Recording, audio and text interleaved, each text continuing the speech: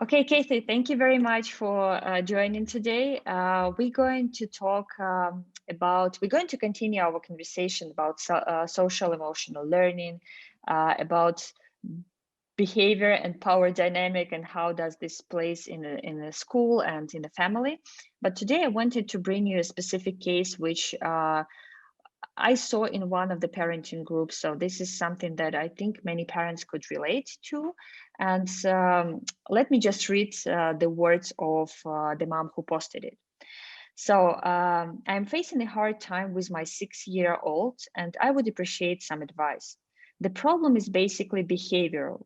I find it very hard to explain to him that he has to be respectful towards me, especially when I'm trying to set some limits. For example, when he wants something, he becomes very pushy. He doesn't accept any of the things I might tell him.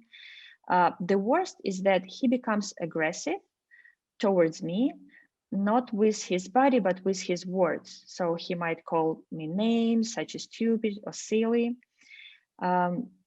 I talk to his teacher and they do not face any issue at school. He is well behaved and cooperative. So I guess the problem is here at the house and particularly with me. This is the case that, I just spotted, and I think it's really important to talk about this because some of the things that, she's putting in this case are really interesting to discuss. So could you please maybe comment on it and elaborate? How would you approach talking to the parents or talking to a child in such situation? Okay, so as I hear this, the very first thing that comes up for me is this doesn't happen at school. And I work in schools. I've been working in schools practically all my life. And one of the things that any school will do, any teacher will do, is to begin the year with sitting with the children. In the old days, she would sit down and she would give the list of her rules. She would say, these are my rules, and this is how it's going to be. Now we're realizing we're moving into engaging the children. And this is the big shift away from behavior management, where the teacher was in control. These are my rules, you obey by them. You'll be rewarded if you obey them. You'll be punished if you don't. And there's a big shift now, especially with COVID. I'm seeing it's such a strong change that we're handing over the social and emotional learning to the children. We're giving them opportunities to participate in creating the world in which they want to live with us. Mm-hmm. So the teacher will say, we are a group. We're going to be here together, 25 children for a year. How do we want our class to be? What is important in our class? And we get the children to start saying it. So they will start talking about things like, I want to feel safe. I want to have friends. I want to learn. They'll talk about that as well. We of course, if they're stuck, we will move them a little bit in the direction of how we want to establish the values of the classroom. They will talk about, we want respect. And here, I think a very, very important thing is to talk about not respect to authority, which was the old way of doing it. I am teacher, therefore you owe me respect. No, there is respect existing amongst us. So that respect flows in our classroom for you guys, for each other, you guys for me for you. And then there's this kind of feeling of belonging that happens. So this is why children, all children that I've ever worked with, are always more obedient at school than they are at home, because school sets that. And the other word is limits, because limits, the old-fashioned way would be putting them into a box. Here we want them to define that, to have the limits for us to feel safe, for us to feel we have friends, for us to be able to work. So it's their co-creation of that. So my first advice would be, if you try to work with a situation when it's in crisis, you're probably not going to be very successful. You need to do a lot of work before that sit down with your child and have a conversation, no matter what age they are, 2 years old as well. They also know what they want. Yep. And work out how do we want to live as a family? What are our needs as a family? What are our needs as individuals? We need to sleep. We need to eat. We need to share time together. We need to watch TV. We want to watch TV as well. We want screen time. How do we want that to be in our family as a whole? And then once you put in how you'd like to be, it's not set in stone. We'll try it out. And if it works, that's good. We'll meet again in a week's time, 2 weeks' time, chat in the car. How's it working? Not so well. I don't like going to bed at 7 o'clock, or I don't like my story being read to me at 6. And you can change it, but it is a co-construction of that social emotional learning. Casey, what are you saying? What I'm hearing you saying is that this sort of situation when your child is hitting you because, or just calling your names because you try to set some limits, this is a symptom of a bigger situation, let's say, or an issue when there are no expectations were set towards each other. And so how would somebody, okay, we could talk like, for example, there is such rules in a family and we can discuss this together with the child. But when eventually it will happen, the child will want at some point, especially at the very beginning, to sort of do not follow to the agreement, just because, the self-regulation is not there yet, like for 6-year-old child. And they probably would try to push the limits. So how does someone react to this situation? And this is where I find the zones of regulation idea so very helpful, because the zones of regulation allow us to know that the child right in that moment is in the red zone. He's maybe in the red zone because he's recognizing the pattern that this is a power over thing, and he's recognizing this situation where probably I'm going to lose because the adult has more power, and in the end, even if I scream, I'm still going to be picked up and put in the bath, or picked up and taken to bed. So what I need to do there when my child is in this really extreme state is help the child get back in the green zone. And there, I would strongly recommend taking the child to a quiet place. It could be just a couch in the room, or even to their room. If there's siblings around, just to their room so they're quiet. Staying with the child. If it's a child that likes being held, just to hold the child, because it's very scary, that emotional experience that the child is experiencing. Oftentimes it's new, it's a new discovery. So just be with them, just sit with them. Don't try to argue, don't try to say anything, just be there until the storm passes. And then start empathizing with the child. Say, I really get that you're feeling super frustrated now because you'd like to see the end of your movie.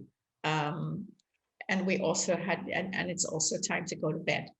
Calming the child down, holding him, being gentle, really helping him feel that you are there for him in this emotional outburst.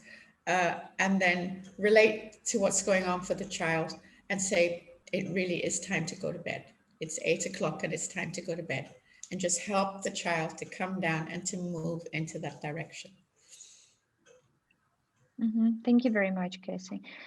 The thing that also comes up in this case, which I want to, continue a little bit, like what the mother was saying as well, that the limits, like going to bed, TV time, cleanup time, they are already set and they are understood by the child. So they there is a flow there.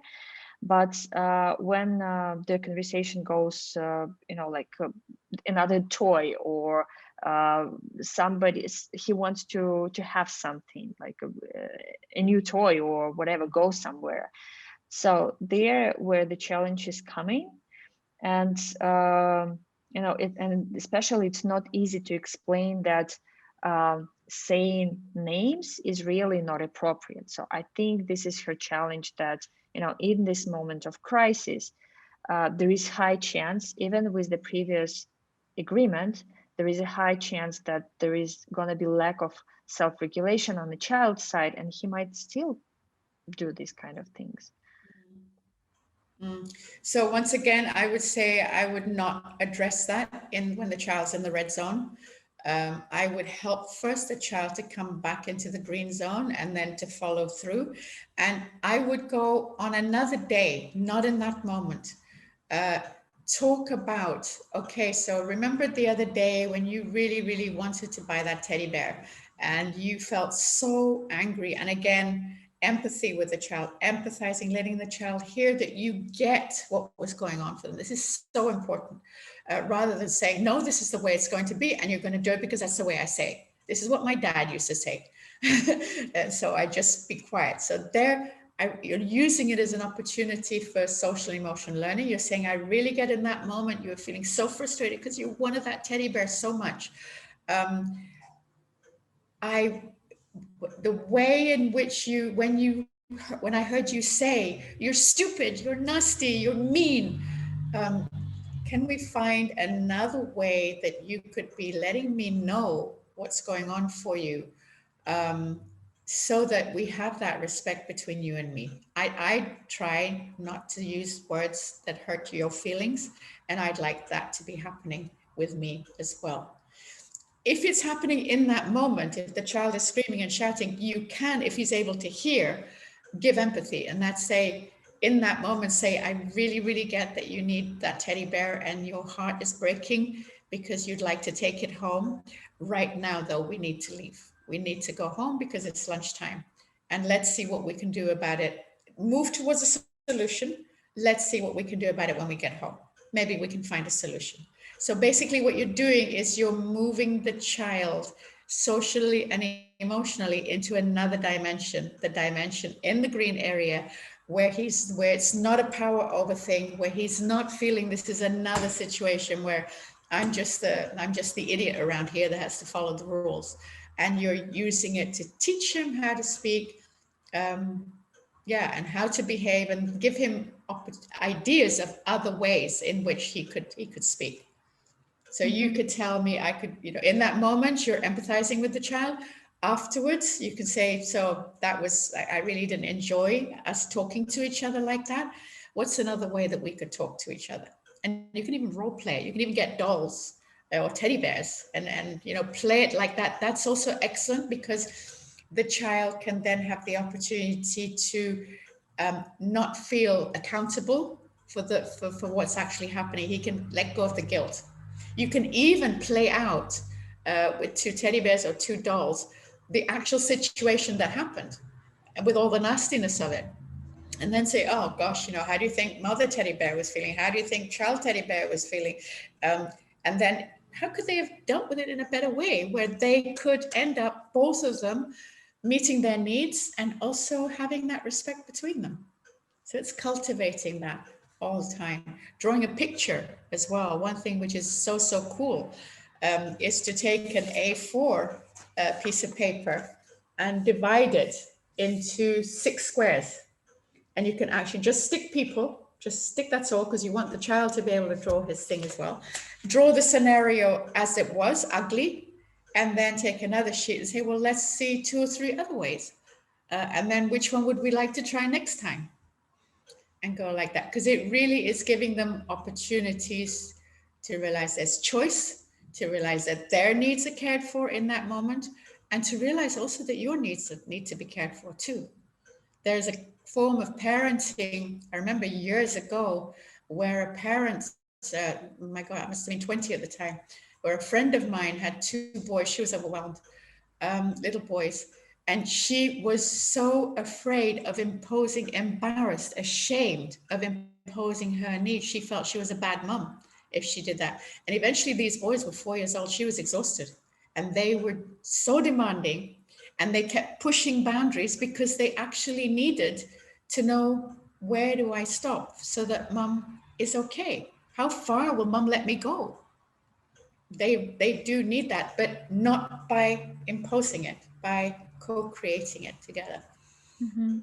Thank you very much, Cathie. I think this is very insightful what you're saying, because sometimes when you parents tend to withhold their own their needs, and that also creates the um, other power dynamic when the child is sort of dictating what's going to happen, and that's very frustrating to the child, from what I know, because they are not equipped yet to be holding the situation and managing the situation for the adult.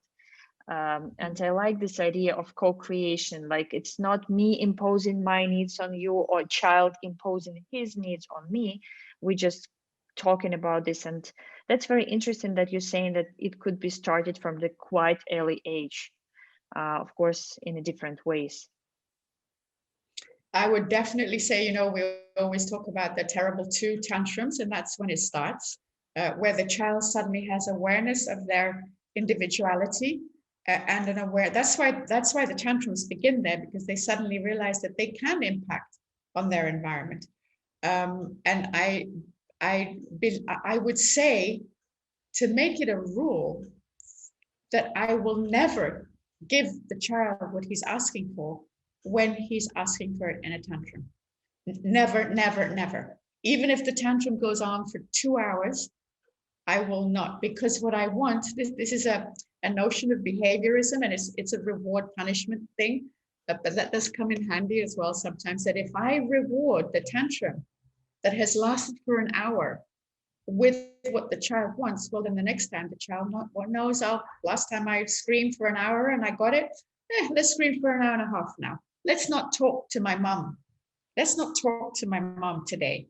She'll stand it for, half an hour, then eventually she'll get fed up and I'll get what I want. And this is where it's not respect. This is a social, emotional skill you don't want your child to take into the world. You don't want him to be married and treating his wife like that, his employee like that, his boss like that.